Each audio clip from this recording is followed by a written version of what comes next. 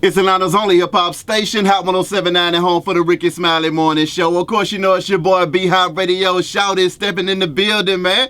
I got an A-Town legend, man. Dungeon family's own first generation. Backbone, man. What's good with it, Mr. 5-4 Trey? Oh, you already know what it is, man. Just putting things together in those particular ways, you know what I mean? That's how we do. Yes, sir. I mean, now tell me about it, man. I really want to take it from the top with you. You already Tell know. me about how you hooked up with Organized Noise and, I mean, got a part of that first generation. I mean, it was all put together by a high entity, man. Like, I met CeeLo in Greenbrier Mall when he was like 8. I was about 9, 10, 11 years old. We had no idea musically that we would be one day connected. Mm-hmm. You know what I mean? We were just running through the mall as kids, you know what I mean? And some type of way we ended up, you know, doing music. I hooked up with Cujo, long story short, in high school. We had a mutual attraction for this young lady, you know what I'm saying? And I wanted to know who this dude was pulling this girl away from me. Yeah. You know what I mean? So me and Cujo hooked up, about to literally bump heads over a young lady. But when we got, you know, in each other's presence, we felt a different type of energy. Mm-hmm. We connected. That energy led us to the dungeon. Mm-hmm. Cujo, who was the one who actually invited me to the dungeon, but we went to fight somebody, oddly enough. But when I walked in, Yeah. Rico Wade, Sleepy Brown, and Ray Murray and Big Rube were there. Mm-hmm. I knew Big Rube a little bit from high school, and Sleepy Brown went to high school with me.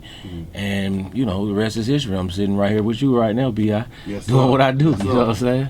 Now, I mean, tell me about when you dropped that Concrete Law, that 5-4 Trey, repping that Westwood, Rogers, and Willard.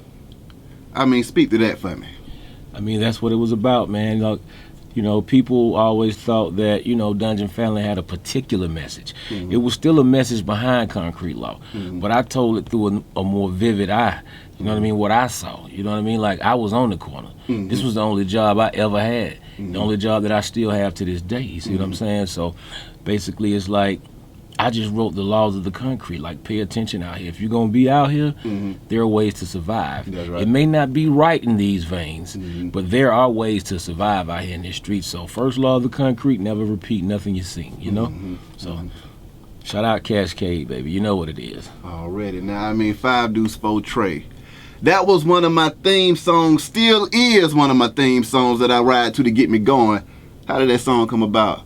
I mean, at the time, I was known to be a little firecracker. You know what I mean? I would walk up to the club. Goody Mob was out. OutKast was out. But we still had trouble getting in the clubs in Atlanta.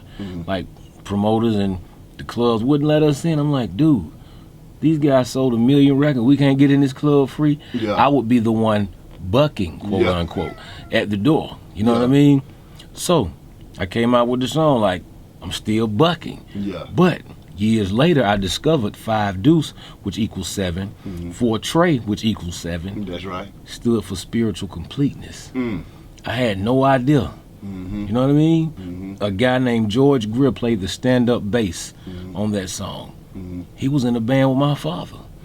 Like, I had no idea these things was transpiring on this song. Yeah. But that song became more than just an anthem. I did it because I was still bucking, because my street cats know that 5-Deuce, you come out right, you get money. Yeah, 4 right. Trey, you come out, but you can crap. Yeah, right. But I'm still bucking like 5-Deuce right, though. See what I'm saying? So that was the essence behind it originally, but it came to be something else, more powerful. So it did fit that Dungeon Family situation, you know? Now, I mean, Trans DF Express, that Slump. I mean, kicking a little knowledge on them 2 tracks right there, because them are 2 of my other favorite tracks, too. And how did them come about? Well, we're going to speak on Slump. Excuse me. Slump came about because it was a prelude to Concrete Law. You know what I mean? Like if you listen to it, like, I was always, you know, prepared to do my album, but I had no starting point. So I would lay tracks when I did my features all the way back to Still Standing with Goody Mob on I Refuse Limitations. I laid Slump because I was sitting on the porch and I just told a story. That's what I did, from front to back street. Listen, we on a mission to get right, period. You know what I mean? So I knew several homeboys that was living that story. That's right. You know what I mean? And eventually the world caught on. Like, they shouted it out in the movie Neighbors. They just cut that check. Appreciate that. You know what I'm saying? But they shouted it out in that movie. You know what I mean? So it moved from literally Miss Jefferson's front porch to Hollywood. You know what I mean? So Slump was definitely an inspiration. Now Trans DF was a different situation. That was a collective where, you know, we all of us came together and put our thoughts together. And if I'm not mistaken, the song was complete. L.A. Reid heard it. He said, something's missing. Rick was like, what? My boy Backbone. Mind you that I wasn't even signed to LaFace Records. I was signed to Universal. But because of my rawness, I should have been in that LaFace vein. You know what I mean? But it was years later. But it ain't too late. L.A. I'm a free agent. I know you're up there at Epic. I got something going on, L.A. Holla at me. Yes, sir. Now, how do you describe the Dungeon family all together? And I mean, one of the things that kind of baffled me and behooved me was how y'all was able to get all these folks from the hood to get together and work for a common goal. I mean, that's just something that you don't see nowadays. I mean, folk really from the hood. And see, that's another thing that I want to say too. You had people that was from Atlanta, that folks knew they were from Atlanta, and you knew it because you grew up with them. They were folks with your family members. But how was everybody able to get that stuff gelling? I mean, basically, you just answered it yourself. Like, we were partners before music. Like, when me and Cujo went to the Dungeon that time, he said, I didn't know you rap. I said, I didn't know you rap. And we had been hanging for about 3-4 years during high school. You know what I mean? So, like, it was just that. We were all kings. People look at it like Dungeon family has broken up. Nah, we ain't broken up. We haven't broken up at all. Each king has to establish his kingdom. And then we can move powerfully as one unit again. You see what I'm saying? OutKast are doing what they do. Goody Mob doing what they do. Backbone doing what he do. Cool Breeze doing what he do. Witch Doctor and so forth. You know what I'm saying? Big Rube, Slim Calhoun, which is second generation, him and Killer Mike. Like, everybody is building a powerhouse. So when it finally comes together again, we may be 60, 70 years old.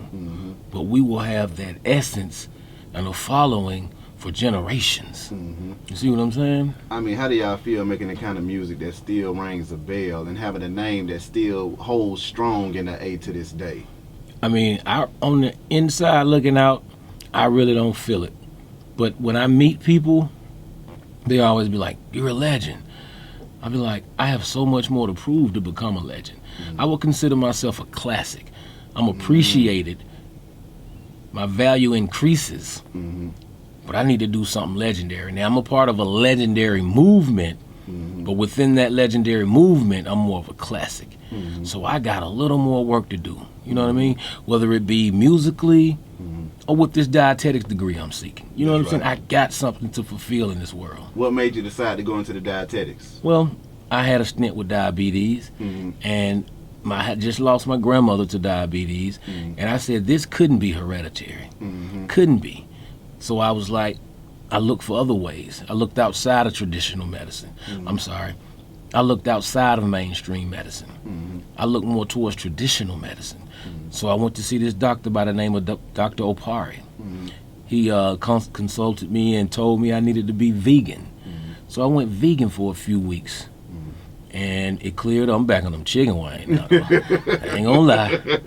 I'm back on them wings. That's right. But, you know, I did. You know, you have to be strong if you want to get rid of it. I was too cool to be sticking myself with a pen. You know what I'm saying? I feel that. I couldn't be chilling with my girl. Hey, baby, hey, look at him, girl. Yeah, hold on, let me hit myself right quick. I couldn't do that. Yeah. You know what I'm saying? Yeah. I couldn't. So I was like, hey, let me get myself together. So I went on that vegan vegetarian move for a while and went back to the doctor. He was like, all your levels are substantial. I said, okay, cool, I'm done. You know what I mean? So that led me to want to go to school and help other people understand that diabetes is not hereditary. That's right. What's hereditary is the menu, the way that you eat. If your great-grandmother ate this way, your grandma gonna eat this way. Your mama gonna eat this way. You gonna eat this way. Your child gonna eat this way. That's what's being passed down. Yeah. The menus. Yeah. somebody had to break that cycle. So That's right. I decided to, you know. I can definitely dig that. Definitely. Speaking of cast, what do you think about the reunion and everything that's going on with that? I mean, everybody calling it a reunion. It's not a reunion. Mm-hmm. I talk to Dre about 2 or 3 times a month. I mean, a lot of folk be like, that ain't enough, but knowing Dre, that's enough. Yeah. You know what I'm saying? Exactly. But what I'm saying, I talk to Dre about 2 or 3 times a month, man. And I shouldn't be sharing this, but what he told me is that he wants to leave the legacy at its highest. Yeah. You know what I mean? Like, the way that music is now, people aren't absorbing albums the way that they did. It's fly by night, and who wants to go from selling 11, 12, 13, 14, 15 million records to selling one? Not saying that that's the reason, but by today's standards, that would look like literally we failed if we come back and didn't do those type of numbers. Yeah. Leave the legacy where it is. Yeah. They're on tour right now without one corporate sponsor, selling out fields, not arenas. Yeah. You know what I'm saying? Yeah. They selling out fields. With them shows coming here in Atlanta, I guarantee you they could have sold out 7 shows in a row. Yeah. They did 3 in an hour and a half. Yeah. They could have sold out 7 shows and would have made mortal history. You know what I mean?